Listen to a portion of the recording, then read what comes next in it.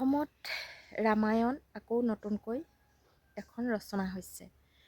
অসমত ৰামায়ণ নতুনকৈ এখন ৰচনা হৈছে। এই ৰামায়ণখন কোনে ৰচনা কৰিছে জানেনে? অসমৰ জনপ্ৰিয় ইউটিউবাৰ ডিম্পু বৰুৱাই। নমস্কাৰ বন্ধু বান্ধৱীসকল, মই মৰমী। মোৰ ইউটিউব চেনেলটোলৈ আপোনালোক সকলোলৈকে স্বাগতম জনালোঁ। হয়, আপোনালোকে ঠিকেই শুনিছে।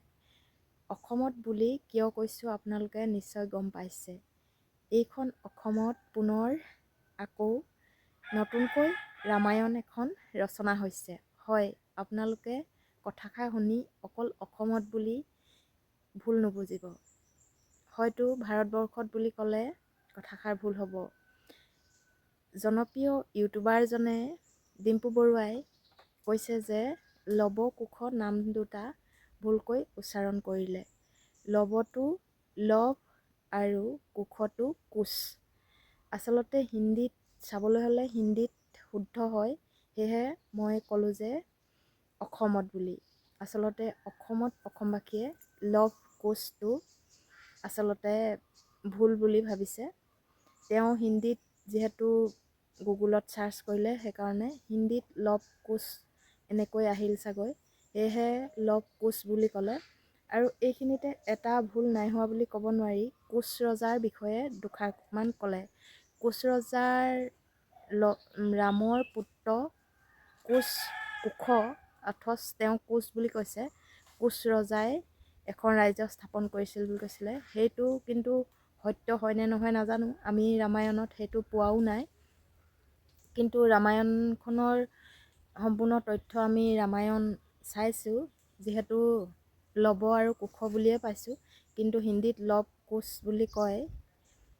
তেওঁ লৱ আৰু কুশ বুলি কৈও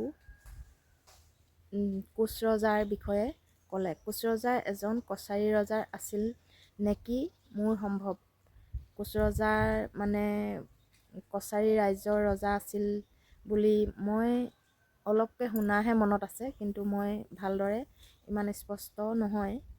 যদি আপোনালোকে জানে নিশ্চয় কমেণ্ট কৰি কমেণ্ট বক্সত জনাব বুলি আশা ৰাখিলোঁ। আৰু এতিয়া কথাটো হ'ল কি, ৰামায়ণখনত আচলতে তেওঁ ভুলকৈ ক'বলৈ অধিকাৰ নাই।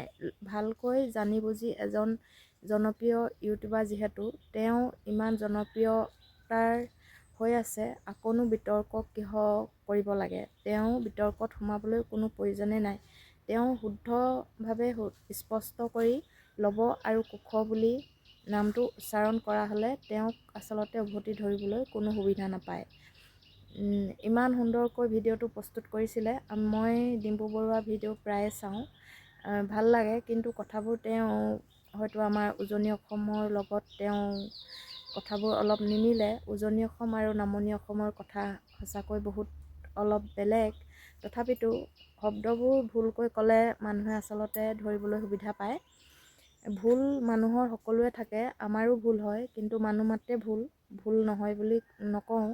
আমিও যথেষ্ট ভুল কৰোঁ, কিন্তু কওঁ বুলি ভাবোঁ এটা, কিন্তু শব্দটো উচ্চাৰণ হয় এটা, সেয়েহে মানুহ মাত্ৰে ভুল হয়। ডিম্পু বৰুৱাই হয়তো হিন্দী শব্দ উচ্চাৰণ কৰি লভ আৰু কুশ বুলি ক'লে বুলি মই ভাবোঁ। তেওঁ নতুনকৈ ৰামায়ণখন ৰচনা কৰিব নোৱাৰে, আৰু আমাৰ ইয়াত দ্বিতীয়জন ভগৱান আচলতে ওলোৱা নাই। তেনেকৈ যে মহান পুৰুষ এজন ওলালেহে আকৌ পুনৰ নতুন এখন ৰামায়ণ ৰচনা কৰিব পাৰিব। সেয়েহে মই এই কথাষাৰ প্ৰকাশ কৰিলোঁ। যিহেতু কমেণ্টত মানুহে বহুত ধৰণে ফেচবুকত বা ইউটিউবত মানুহে ট্ৰল কৰি আছে যে এইজন এজন মহাপুৰুষ ওলালে, আকৌ নতুনকৈ ৰামায়ণ এখন ৰচনা কৰিলে, এনে নানা ধৰণৰ নানা মানুহৰ পৰা কমেণ্টেই হওক বা পষ্টবিলাকেই হওক তেওঁ ফটো লগাই বা কিবা লগাই কৰি আছে, কিন্তু মানুহ মাত্ৰে ভুল হয়। তেওঁ হয়তো এফালৰ পৰা চালে মোৰ হিচাপত ভুল নাই হোৱা, আৰু যদি আনফালৰ পৰা চাই আপোনালোকে ভুল দেখিছে, কিন্তু নিজৰ বুলি ভুলটো শুধৰাই লোৱাটোহে উচিত বুলি মই ভাবোঁ। আৰুনো কি ক'ম, ডিম্পু বৰুৱালৈ এটাই মোৰ ধন্যবাদ থাকিল। তেওঁ যাতে এনেকুৱা ভগৱানৰ যিবিলাক নাম উচ্চাৰণ কৰে, ভালদৰে চাৰ্চ কৰি চাই ল'ব লাগে, তাৰে কামনা কৰিলোঁ। আৰু মোৰ কথাকেইটা যদি কোনোবাখিনিত ভুল ভ্ৰান্তি হৈছে আপোনালোকে নিজৰ বুলি ক্ষমা কৰি দিব।